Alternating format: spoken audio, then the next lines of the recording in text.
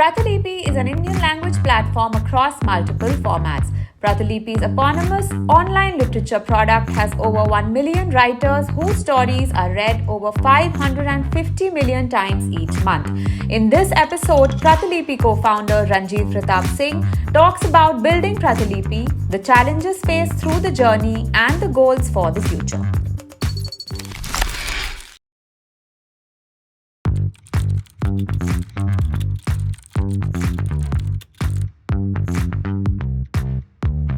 So Pratilipi broadly has 5 different formats or 5 different business units. We have online literature, which is the product that we started off from.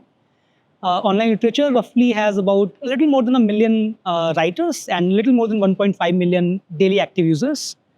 Then we also own Pratilipi FM, which is a audiobook, audio stories platform. We own Pratilipi Comics, which is an online comics platform. And we acquired Westland Books, which is a traditional publishing company, as well as IVM Podcast, which is a full stack podcasting studio. Outside of these, we also license our stories to ecosystem partners for formats or geographies where we don't have a direct presence. Till now, we have had 4 TV shows that have been launched based on Pratilipi stories. 5th TV show is coming out on 10th of this month, and 1 web series has been launched on Amazon Mini TV. There are about 15-20 other shows which are currently under different stages of development or production.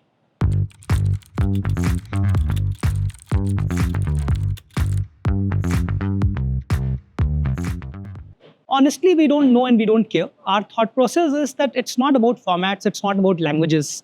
It's about entertainment, it's about escapism, it's about learning. And basically, formats will come and go, languages will come and go. Our thought process is that great stories deserve to be told in as many formats, as many languages. As people's preferences change, we will change accordingly. So it doesn't really matter to us whether it's text that's the most popular, or whether it's audio, or whether it's video, or whether it's animation. From a Pratilipi standpoint. From Ranjeet's standpoint, my understanding or my best guess is that the format that will grow the fastest is going to be animated content. Primarily because the cost of production is going to go down so significantly compared to the cost of live action, that's going to become a lot more mainstream.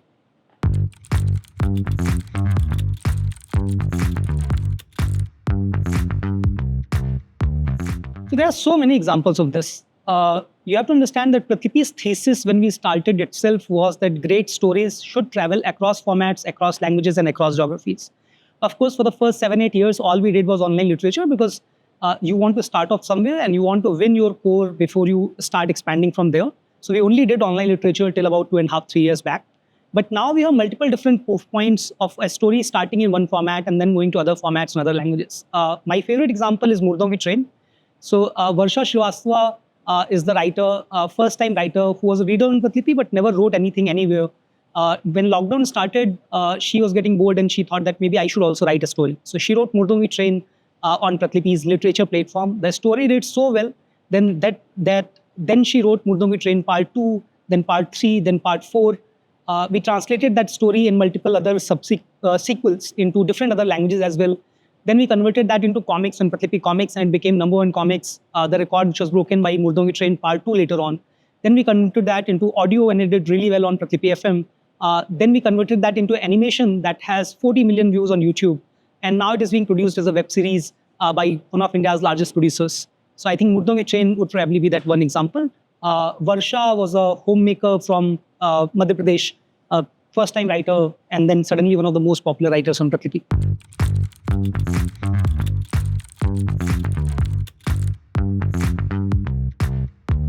So the factual part is easier to answer. Roughly about 45% of our consumption or stories read currently comes from tier 2, tier 3, tier 4 places.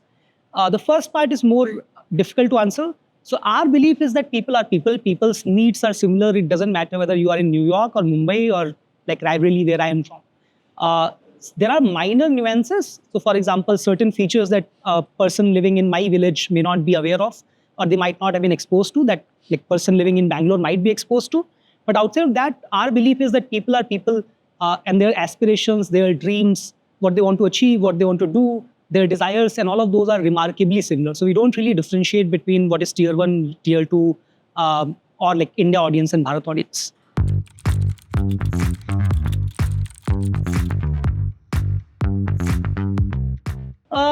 So we started monetizing 2-3 years back. That might be one way to look at it. And our revenue last to last year grew by about 400%.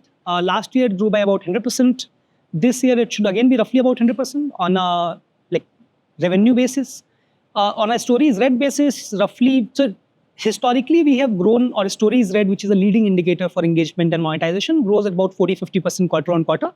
But obviously, it depends quite a bit on how aggressively we go on marketing versus how much we focus on improving unit economics or improving the overall cash flow positiveness of the company. So it will vary quarter to quarter, year to year. But historically, we have grown about 40-50% on stories read.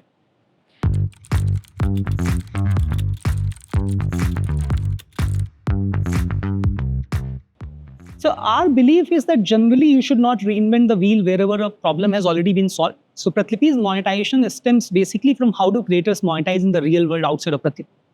So if you forget about Pratilipi, if you forget about even India, just think of generally how do creators monetize. At the absolute top tier, there are people like J.K. Rowling who have multiple revenue sources. They will make money from movies, from book sales, from merchandise, from a bunch of other stuff. So that is what we call IP licensing.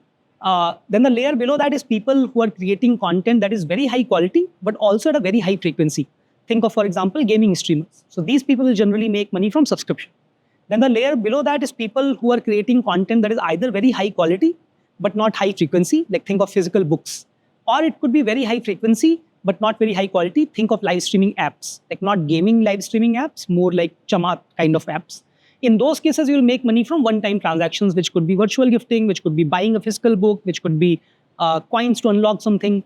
And then the layer below that monetizes via ads. So Pratilipi's monetization journey is exactly the same. Our top-tier writers, people like Varsha, for example, they will make money from Pratilipi also, Westland also, FM also, comics also, TV shows also, and so on and so forth. The layer below that primarily monetizes via subscription. The layer below that monetizes either via gifting, virtual gifting on literature, or via buying books from Westland. And the layer below that monetizes via advertising.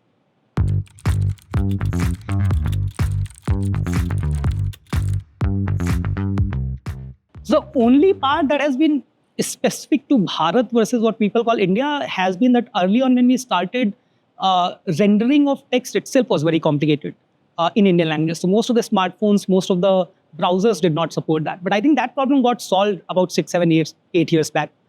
Beyond that, at least in our experience, as I've said, both directly as well as a bunch of ex-Pratilipi folks who are building their own startups, there aren't really that many differences between what people call India versus what people call Bharat.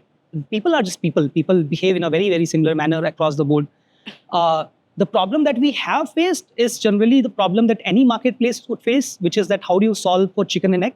How do you solve for quality? How do you solve for, once you get to enough quality, how do you first of all explain?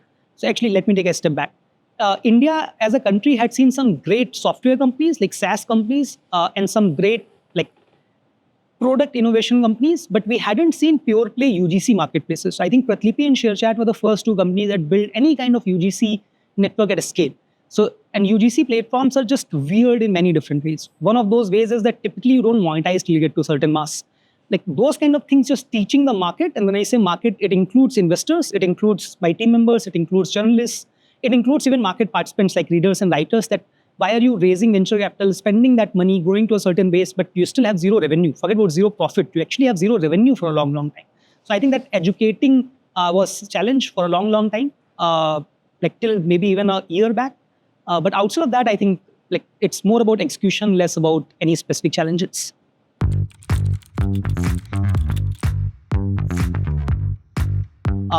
When we started building Pratilipi, a lot of people said that, Pratilipi is an online literature company. And even at that point, we were saying that it's not about literature. It's just something that you start off with. It's like saying Uber is a black car company, or Amazon is a company that sells books. That's just how you start. It's not about books. It's not about black cars. It's about whether you are solving transportation, for example, or you're solving retail, for example. So Pratilipi is solving entertainment or storytelling.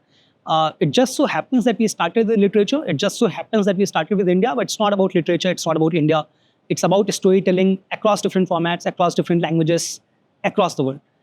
So if you look at TAM for Pratilipi, it would basically be pick global entertainment market, and you can probably take a guess on what percentage of that entertainment market would Pratilipi be able to capture. So anything that is not long form IP-based entertainment, we will not be competing in. But anything that is long form entertainment, IP-based entertainment is something that we will be very, very interested in.